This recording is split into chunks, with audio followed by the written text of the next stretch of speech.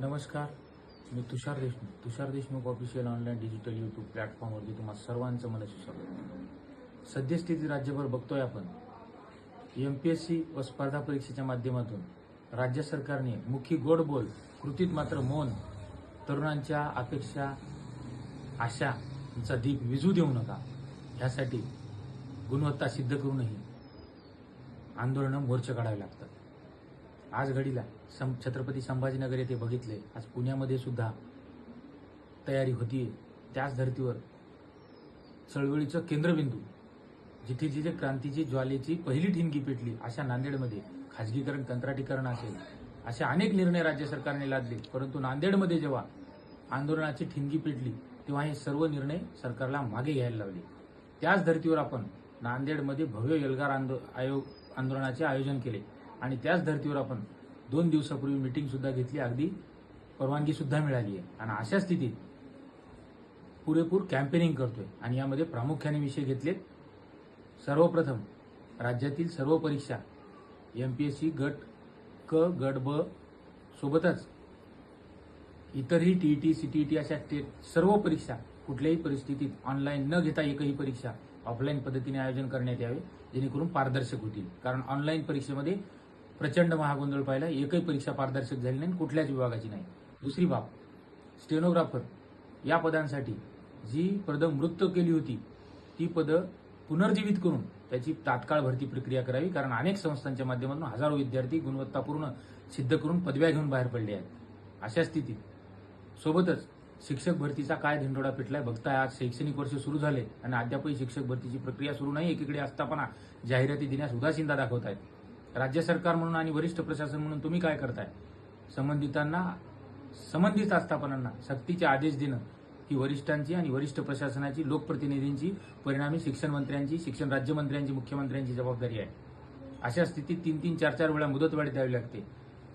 गुणवत्ता सिद्ध करूनही TET, टेट, CTET अशा MPSC इक्वल अभ्यासक्रम असलेल्या परीक्षा उत्तीर्ण होऊनही वयाच्या 40-42 वर्षी जॉब लागलेली शिक्षण सेवक बांधव अगदी तुटपुंज मानधनावर संसाराचा गाडा ओढत आहेत.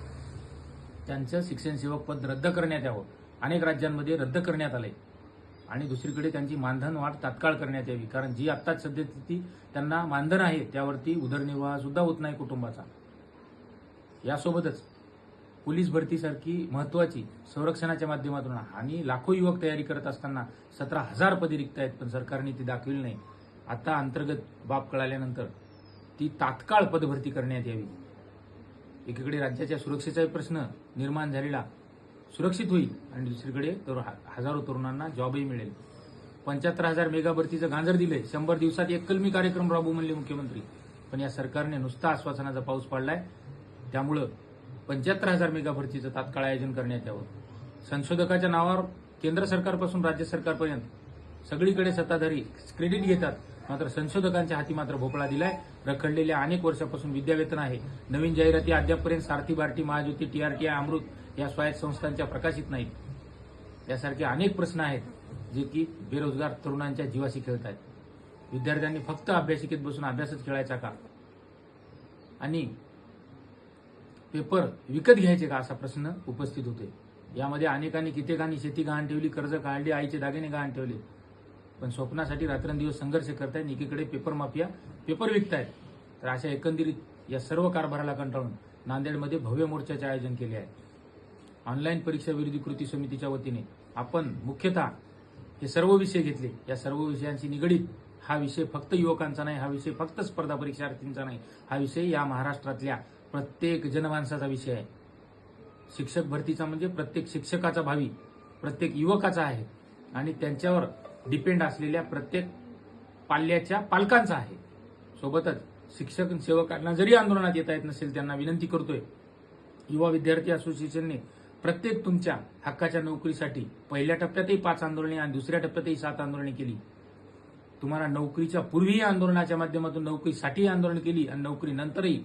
परंतु तुम्हाला जरी मर्यादा येत असतील आंदोलनाच्या माध्यमातून, तरी नांदेड, परभणी, हिंगोली, लातूर हे 4 जिल्हे नांदेडमध्ये येण्यासाठी सेंटर पॉईंट आहे. 1 तासाच्या अंतरावर आपल्या सर्वांना हात जोडून विनंती करतो की आपण सर्वांनी आपले नातेवाईक, भाऊ, बहीण, काका, मामा कोणीही एक प्रतिनिधी आपला पाठवा, जेणेकरून आपली संख्या 25,000ची या विभागातली किमान 5,000 तरी या आंदोलनात सहभागी होतील आणि आंदोलनाच्या माध्यमातून सरकारला आपण इशारा देऊ, हे अन्यायग्रस्त लोक देख लेखना आखोसे हम आएंगे लाखोसे या परीने आपण हे सगळे विषय हाताळले. स्पर्धा परीक्षार्थींना सर्वांना विनंती करतो, ज्या पद्धतीने संभाजीनगरला मोर्चा झाला त्याच पद्धतीने हा मोर्चा यशस्वी करायचा.